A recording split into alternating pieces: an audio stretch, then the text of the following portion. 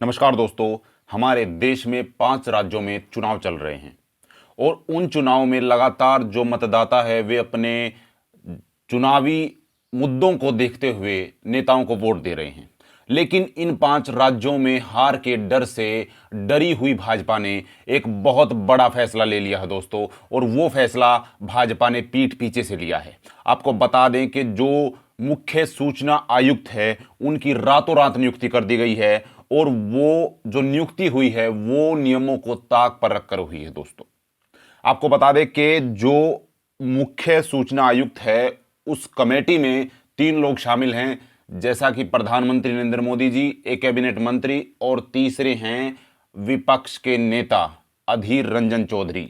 लेकिन उनको अंधेरे में रखा गया है और किनारे लगा दिया गया है सभी नियमों को। और सूचना आयुक्त की नियुक्ति पर जो अधीर रंजन चौधरी हैं उन्होंने बहुत तीखे तेवर दिखाते हुए कहा है कि सरकार ने दोहरी राजनीति का रवैया दिखाया है। सूचना आयुक्त की नियुक्त करने वाली समिति के सदस्य अधीर रंजन चौधरी ने राष्ट्रपति द्रौपदी मुर्मू को खत लिखा है।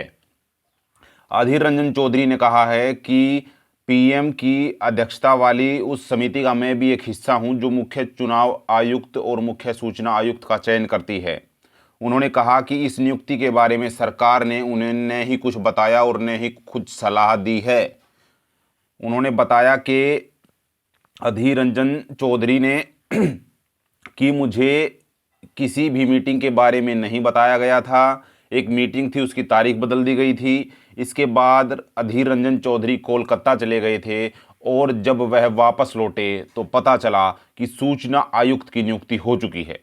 इस बारे में उन्होंने बताया कि मुझे इस बारे में कोई जानकारी नहीं दी गई। सूचना का अधिकार कानून के मुताबिक मुख्य सूचना आयुक्त और सूचना आयुक्तों की नियुक्ति राष्ट्रपति द्वारा समिति की सिफारिश पर होती है और जिसका वे हिस्सा हैं, लेकिन उनसे किसी भी तरह की ना कोई सलाह मशवरा की गई और न ही उन्हें कोई जानकारी दी गई। इस समिति के जो प्रमुख हैं वे पीएम होते हैं और उसमें सदस्य के तौर पर एक केंद्रीय मंत्री और लोकसभा में विपक्ष के नेता होते हैं, जो कि आज के दिन अधीर रंजन चौधरी हैं। अधीर रंजन ने अपने पत्र में दावा किया है कि कार्मिक विभाग ने उनसे अक्टूबर में आखिरी सप्ताह में संपर्क किया था, उसके बाद उन्हें कोई भी जानकारी नहीं दी गई है। और इस दौरान उनसे पूछा गया था कि मुख्य चुनाव आयुक्त को लेकर कमेटी की मीटिंग होनी है, आप उपलब्ध होंगे। चौधरी ने बताया कि मैंने 2 नवंबर तक मैं दिल्ली में रहूंगा, उसके बाद 3 तारीख को कोलकाता में एक कार्यक्रम में शामिल होऊंगा। पर उन्हें जानकारी मिली कि 3 नवंबर को शाम को एक मीटिंग होगी, जबकि वे उस समय कोलकाता थे। अधीर रंजन ने कहा कि मैंने कार्मिक मंत्री जितेंद्र सिंह से अपील की थी कि मीटिंग को रिशेड्यूल कर दिया जाए। हालांकि उन्हें बाद में पता चला कि हीरा लाल सामरिया को मुख्य चुनाव आयुक्त बना दिया गया है।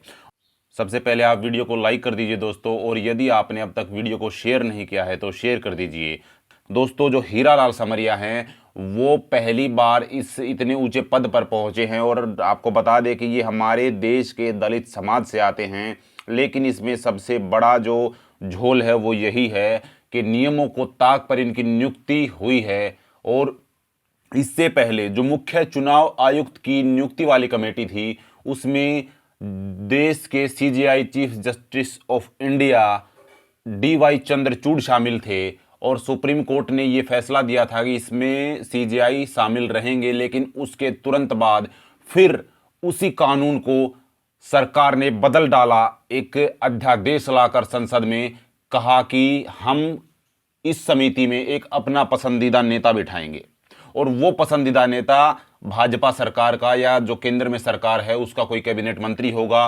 उसके बाद उस समिति में बहुमत सरकार के पास हो जाएगा और मनचाही नियुक्ति की जाएगी दोस्तों, चाहे वो चुनाव आयुक्त को लेकर हो और जो अन्य जो सूचना आयुक्त को लेकर हो, और वो कर भी दिया गया है।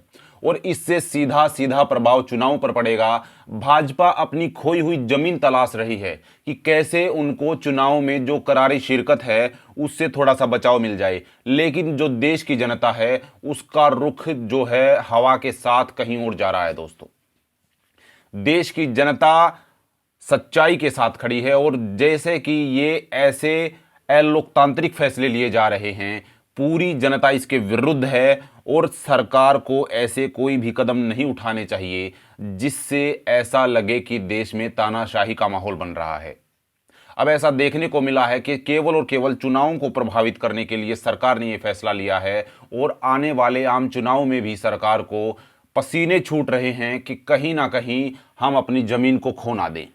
जो खाका उन्होंने तैयार किया था अब वो अंत की ओर पहुंच रहा है। अब देखने वाली बात यह है कि उन्हें कब तक इसमें कुछ सफलता मिल पाएगी या नहीं।